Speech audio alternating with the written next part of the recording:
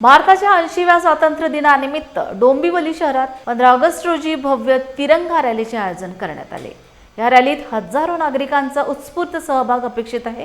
पंतप्रधान नरेंद्र मोदी यांच्या संकल्पनेतून आणि कल्याण लोकसभेचे खासदार डॉक्टर श्रीकांत शिंदे यांच्या पुढाकाराने शहरातील विविध सामाजिक, शैक्षणिक व सांस्कृतिक संस्थांच्या सहकार्याने हा उपक्रम राबविण्यात येत आहे। या भावनेतून नागरिकांनी एकत्र येऊन राष्ट्रप्रेम जागृत करण्याचा उपक्रम असल्याचं आयोजकांनी स्पष्ट केलं आहे। सन्माननीय या भारताचे लाडके पंतप्रधान नरेंद्र मोदी साहेबांच्या संकल्पनेतून हर घर तिरंगा या उद्देशाने या कल्याण लोकसभेचे खासदार श्रीकांतजी शिंदे साहेब, श्रीकांत फाउंडेशन आणि डोंबिवलीतील तमाम सर्व सामाजिक संस्था असतील, सामाजिक मंडळं असतील, मग त्याच्यात साहित्यिक असतील, कलाकार असतील, नाट्यप्रेमी असतील, सर्वच सामाजिक संस्था आणि या डोंबिवलीमध्ये मोठ्या प्रमाणात पहिल्यांदाच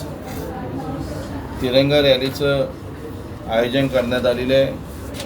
आमचे पै लायब्ररीचे सन्माननीय संस्थापक पै सर यांच्या माध्यमातून आणि सर्व संस्थेच्या माध्यमातून 45-50 ज्या डोंबिवलीमध्ये संस्था आहेत त्या संस्थेच्या माध्यमातून आणि श्रीकांत शिंदे फाउंडेशनच्या माध्यमातून मोठ्या प्रमाणात हा तिरंगा रॅलीचं आयोजन करण्यात आलेलं आहे। या तिरंगा रॅलीच्या माध्यमातून तिरंगा रॅलीचा एकच उद्देश आहे की आपल्याला अनेक प्रकारचे संदेश या माध्यमातून द्यायचं आहे।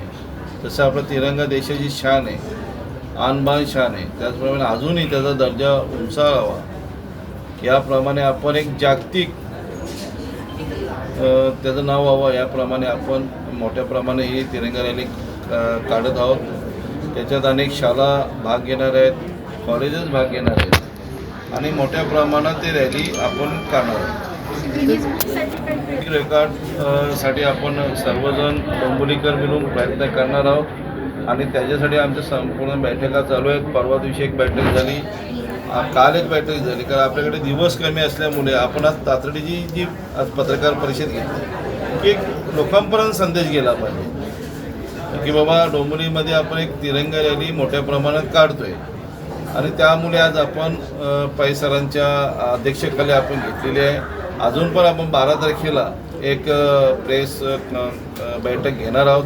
तिथे तुम्हाला सर्व त्याची माहिती सविस्तर माहिती दिली जाईल की ती संस्था आहेत, कुठल्या शालेने भाग घेतलेला आहे, कशा प्रकारे नियोजन केलेलं आहे, असं संपूर्ण तुम्हाला आढावा 12 तारखेला दिला जाईल ना की जास्तीत जास्त प्रसिद्ध आहे। कारण आपली देशाचं शान तिरंगा रॅली एक मोठ्या प्रमाणात आहे। याच्यात मगाशी राजेश कदम साहेबांनी सांगितलं की एक इथे राजकीय काही नाही, एक आपण देशप्रेमी सर्वजण याच्यात समाविष्ट व्हावे अशी मोठ्या प्रमाणात इच्छा आहे आणि सर्वांनी सामील व्हावं असं मी जाहीर आवाहन करतो। तर याच्यातले बरेच मान्यवर आणि राजकीय पक्षातले सर्व आमदार असतील, खासदार असतील आणि कदाचित उपमुख्यमंत्रीसुद्धा येण्याची शक्यता आहे। त्यामुळे ते का की आपल्याकडे जे डोंबिवलीमध्ये जो मोठा तिरंगा आहे 150 फुटाचा तिथं त्याचं अनावरण होणार आहे आणि तिकडे हे सर्व मंडळ येण्याची शक्यता आहे।